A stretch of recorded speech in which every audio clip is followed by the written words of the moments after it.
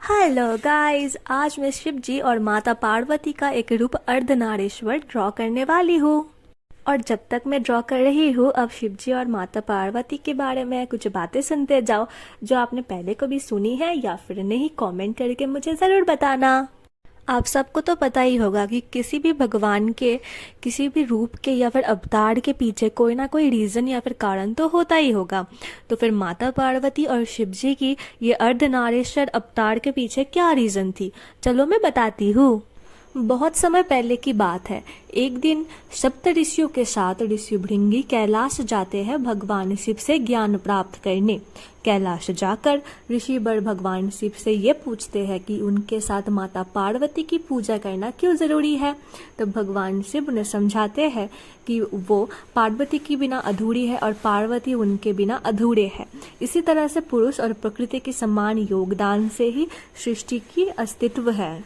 महादेव के इतने समझाने के बाद भी ऋषिवर पुरुष और प्रकृति में से पुरुष को ऊपर रखते हैं प्रकृति से, और वो सिर्फ शिव जी की परिक्रमा करने की इच्छा जताते हैं। तब शिव जी और माता पार्वती उन्हें समझाने के लिए अर्धनारीश्वर रूप धारण करते हैं। तब ऋषिवर एक काले भौरे के रूप में उन दोनों की परिक्रमा करने की वजह सिर्फ और सिर्फ शिव जी की परिक्रमा करते हैं।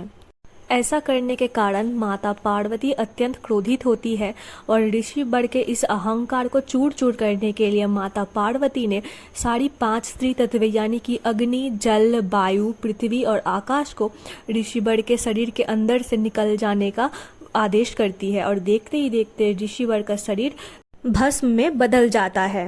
आप सबको तो ये मालूम ही होगा कि महादेव और माता पार्वती की कई संतानें हैं, पर किसी को भी माता पार्वती ने अपने गर्भ में धारण नहीं किया है, एक शाप के कारण।